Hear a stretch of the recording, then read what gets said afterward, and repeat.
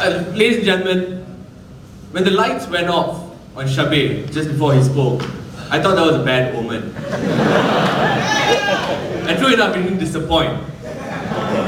Because it's just almost exactly like what my Prime Minister came up here and said. Because we almost expected the opposition to come up here and make this a debate about whether the trial would end up being a fair process or not, rather than talking about the merits or demerits of televising a court process in reflecting whether our country is indeed corrupt or not. And we think that's what they fail to understand. Because firstly, and I want to brush this off really quickly, he came up here with this bizarre logic that if we've already have enough evidence to proceed with the trials, then we do not need to televise the court trials in public. And we think that it has never been the intention of the government to acquire evidence for the trial by televising this to the public. We don't think that we're going to get any further evidence from it. But what we do get, and this is what the core contention is more people involved in understanding what the legal process is, and more people being connected to it, and more people understanding or making decisions on whether our process is indeed transparent or not.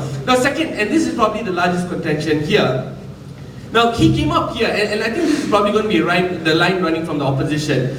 They said that we are okay with some information coming out about the court trials, but we don't want all information. And we thought that, okay, if you're going to come up here and say that you need to provide some sort of litmus test on where to draw the line, okay, this is fair, this is not. But from Shabir's speech, we only got this. We should not televise because there will be personal attacks to the people who are being tried. Things about their family, things about their children, things about whether they're having an affair. Now, ladies and gentlemen, in a corruption trial, it is the duty of the judge to ensure that all lines of questioning are relevant to the case and no personal attacks are made to the judges. So if that is your bone of contention, then that is a silly bone of contention and should not be in this debate. And we hope that the second, third and fourth speaker perhaps will come up here and be able to show us a bit more clearly why, when you agree on principle that the information should be out in the public domain, why restrict it? Now, what I will do, I'll answer the opposite. I'll show in my speech why we need to have all this information out there in my line of argumentation on how it would indeed recover the faith, the public faith in Malaysian governance.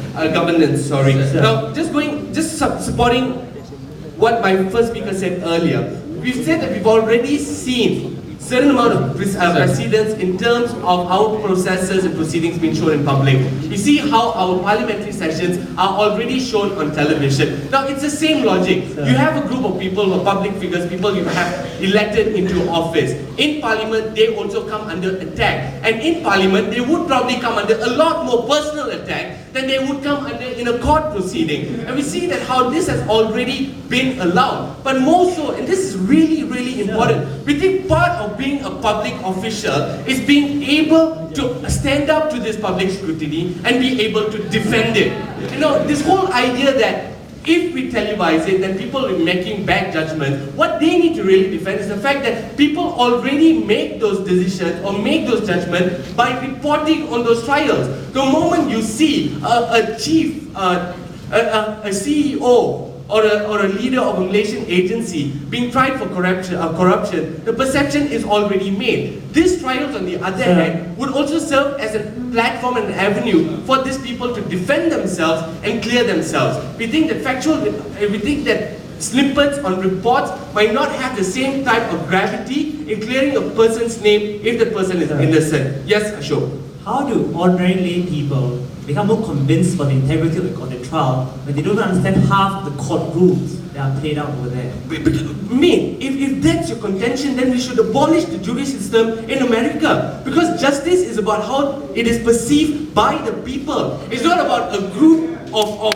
white-haired judges sitting down and deciding justice for the Malaysian people. And that is condescending, mate. That's almost like saying that every single Malaysian out here is not smart enough to see what is right or what is wrong. And we think that is shameful, especially shameful in Singaporean. Now, going into my line of argumentation, Madam Speaker, recovering public faith in Malaysian governance. Now this is important because there is a current apathy that roots from two different reasons. Firstly, the realization of corruption, and secondly, the growing maturity of the public. Now we got to realize, under the realization of corruption, that Malaysia's slipping ranking in the world corruption scale that is put out by Transparency International, it is common knowledge here. Currently we stand 183 and we've been slipping, and right now we think that we are just right above Zimbabwe and Bangladesh. Sorry, sir. And we also think that some of the policies that have been taken by the government, like the NEP, which was supposed to create a bit more equity and equality within different social classes of Malaysia, has failed to do that. In fact, within races itself, within the Malay race for example, there is growing sentiments that the policy did not work because a lot of bureaucrats dipped their fingers into it and took the money away. And we think that this problem is further compounded in the past 2 years, especially with the economic crash. Because with less money trickling down to the public, there has been growing sentiments and unrest into trying to discover why Malaysia, despite being a rich country in resources, are still so poor. Now we think that, and this is the root cause why that led to the discovery of major scandals like the Port Klang Free Trade Zone, in which a $1 billion project escalated to $3 billion, and upon reviewing it, it was mostly due to corruption. And we think that also in terms of the growing maturity of the public, there is a great paradigm shift in the sense that Malaysian voters right now are not buying the race-based politics anymore. They are becoming more aware on issues, and this has been the root based on the rise of online media and alternate media, like Malaysia Kini, like Malaysia Today, who have large bases of readers that keep increasing over the years. And why is this important? It is important because we no longer can suppress information using conventional media. That if we don't come out and fully make transparent these processes, Malaysian public will still decide that, or still form the opinion that we are corrupt, our judiciary is corrupt, and this is just a kangaroo court. In the end of the day, people are getting away. So we need to change the perception, and we think that snippets and reports just don't do the trick. And we think that we're smart enough and we understand the processes, and most importantly, Mr. Speaker, I think even the government and the opposition both would like to come across as being more transparent for the Malaysian public. Thank you.